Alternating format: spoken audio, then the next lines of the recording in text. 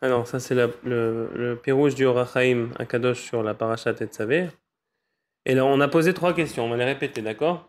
Ve'ata Tetzavé. Alors, d'abord, il te dit, le Or HaChaim à Kadosh, Shesroto Yagan Alenu. Pourquoi est-ce que Akadosh Baruch Hu, il a dit Ve'ata? Déjà, il parlait avec Moshe Rabbeinu. Pourquoi tu répètes 3 fois? Non, je répète trois fois parce que là, j'enregistre. Deuxième chose, il aurait tout simplement pu dire Tetzavé sans dire Ve'ata Tetzavé. Troisième question, en hébreu, il aurait pu dire Tzav, comme on voit dans notre pasuk, Tzav et Bnei Israël va'amarta alehem. Alors pourquoi c'est Shinui Lashon? Pourquoi est-ce que c'est comme ça? On va essayer de voir. Verabotenu zal amru bazé drashot mehem. Et nos sages de mémoire bénis ont tiré des enseignements de cela. Ve'amru en Tzav ela ziruz le tzad sheyesh chisron kayam. Alors, on ne dit Tzav que dans un endroit où est-ce qu'il y a un manque tellement grand que c'est comme On si... manque de quoi? Un manque. Un manque. Dans une situation, il y a un manque. Alors, s'il y a un manque à combler, on te dit tsav, s'il y a un grand manque. Ici, il te dit sheyesh chesron kayam. Soit qu'ils ont fait une faute d'orthographe et qu'ils voulaient dire kayam avec un kouf et que ça veut dire qu'il y a un chesron tout simplement. S'ils te disent kayam avec un kaf, ça veut dire que c'est un manque qui est aussi grand que la mer. Donc un très très grand manque. On va voir. ואולי כי לצד שהדבר אינו מן המוסר, לצוות השם שידליקו נרות בבית השם, אשר ממנו תצא אורה. אשר על כן אמר למשה כי מצווה זו לא יאמרונה לישראל על פי השם, אלא הוא יצווה פירוש מפי עצמו שינהגו כבוד זהה. Regarde ça. Il a dit, ce n'est pas un kavod. C'est selon ce que j'ai compris, hein. Peut-être que je me trompe. Mais il te dit, c'est pas un kavod qu'Akadosh Baruch Hu, il dise allumer une bougie dans le Beth Amikdash. Parce que c'est comme si Chaz v'Shalom Hashem il doit s'abaisser à nous demander une chose pareille, ça devrait être quelque chose de normal. De toute manière, c'est aussi pour nous, pour que le monde ait le sechel. C'est marqué dans le Midrash. Tant que le Beth Amikdash et la Menorah existaient, il y avait un sechel dans le monde, une intelligence qui est extraordinaire qui régnait dans le monde. Dès que le Beth Amikdash a été détruit et la Menorah a été retirée, Chosher Yarad Laolam. C'est marqué que l'intelligence, même l'intelligence des nations, tu prends les philosophes et tout, notamment Aristote, Imar Shemon et tout, même eux, ils ont perdu un certain degré de leur sagesse quand la Menorah elle est tombée. Et après, justement, il y a eu d'autres formes de philosophie qui sont rentrées et qui ont noirci le monde avec ce genre de contre-intelligence. La philosophie, dans le langage de nos sages, c'est la contre-intelligence.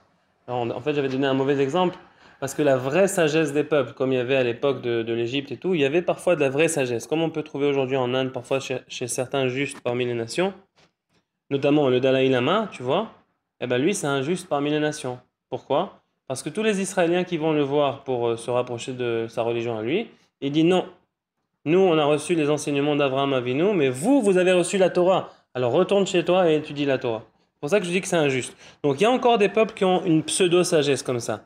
Mais depuis que les philosophes, justement, qui ont voulu être métamés, qui ont voulu pourrir l'huile du Beth Amikdash à Hanouka, depuis que le Beth Amikdash a été détruit, alors c'est la Chokhmat à philosophia. C'est la science des apicorsim qui a pris le dessus et qui a noirci le monde.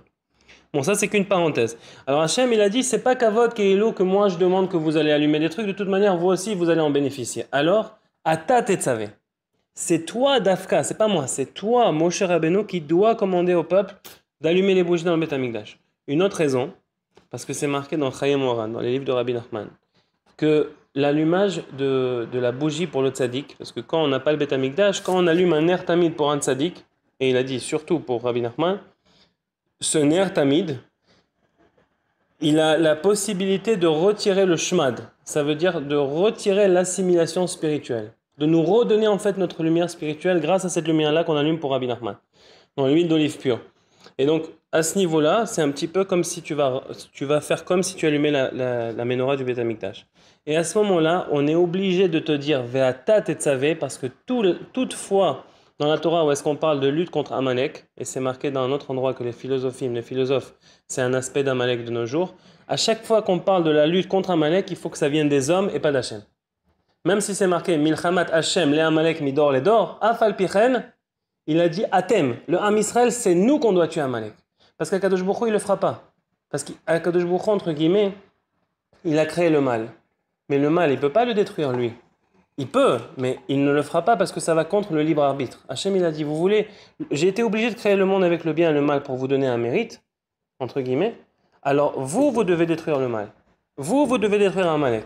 Et c'est la raison pour laquelle il te dit, Ve'ata tetzave, comme il est marqué, Ktsat or, doche arbe min hachosher. Ok? Alors ça, c'est très joli, Baruch Hashem. On va continuer.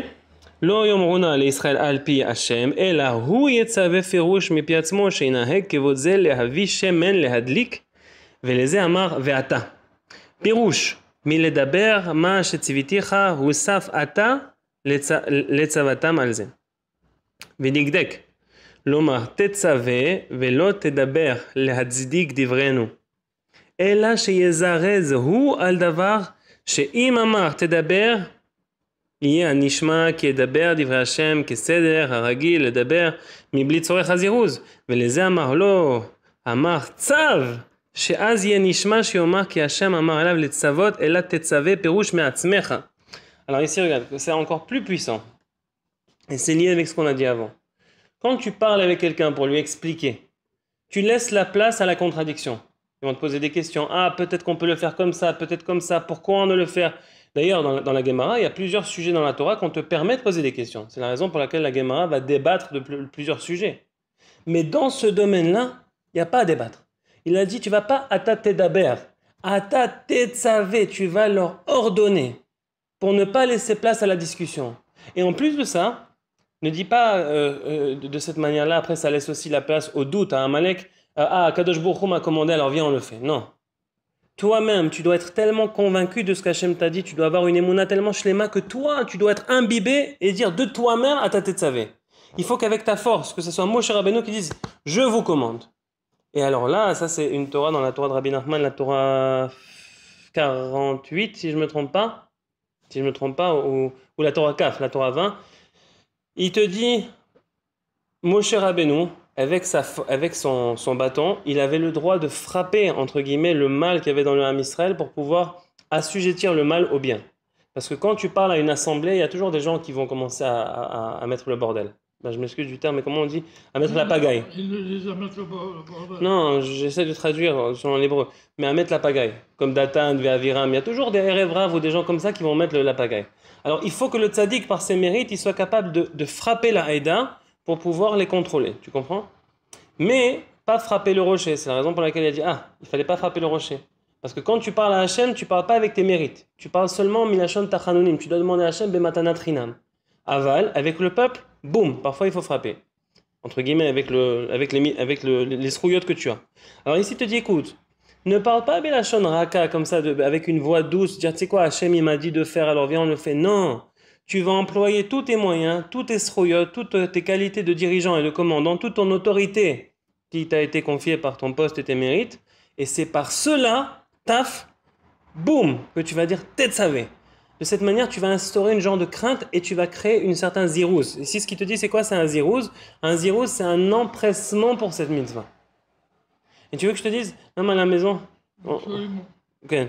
À la maison, chez moi, quand le ner tamid de Rabbi Nachman il s'éteint, parfois j'ai la flemme, je dis bon, je l'allumerai tout à l'heure. Après, je dis non. Tout de suite, il faut que je l'allume, sinon je vais oublier, parce que parfois je l'oublie. Et après, je l'allume, Baruch Hashem, et après, je suis content. Ok. Qui Hashem amar elav le savot ela tetzave perush me'atzmecha. Me'atzem shelcha. Velo yare be'enecha ki mitzvah zo kalahi. Et ne pense pas que cette mitzvah, elle est petite. Kevan she'ena ela mipi Moshe. Lo chenhu. Il dit, ne pense pas que cette mitzvah, elle est petite parce qu'elle est seulement de la bouche de Moshe. Non, non, non, pas du tout.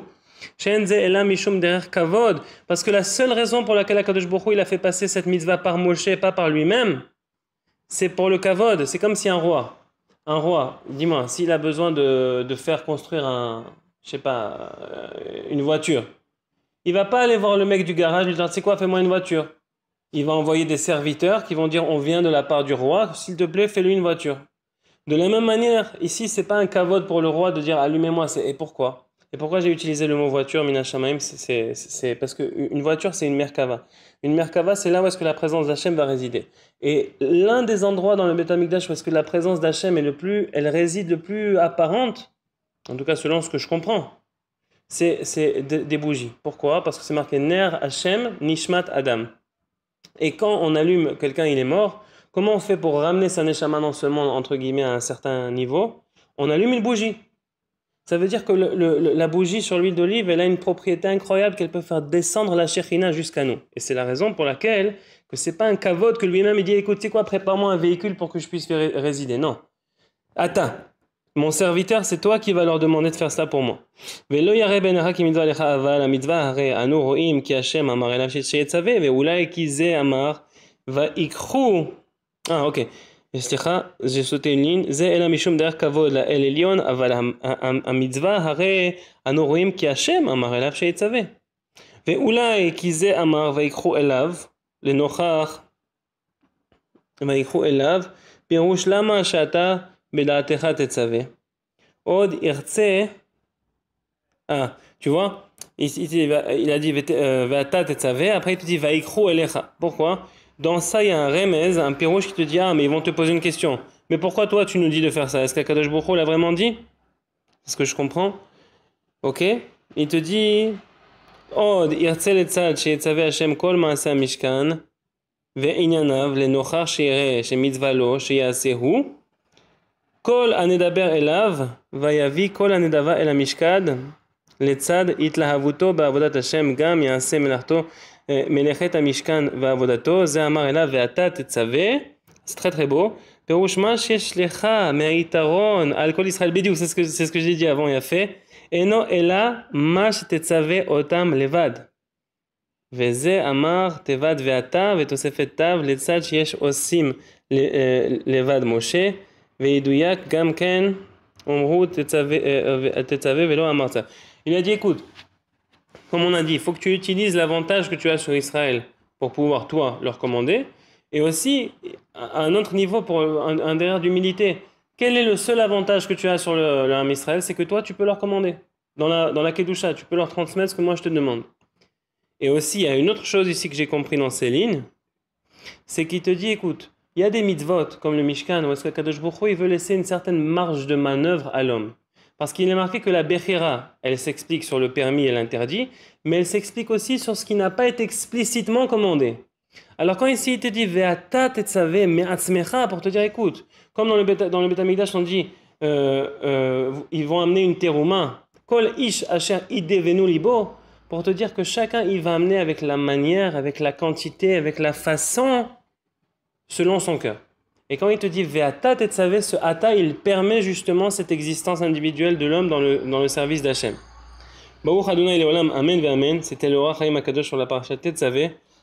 Shesroto Yagen Alenu. Amen.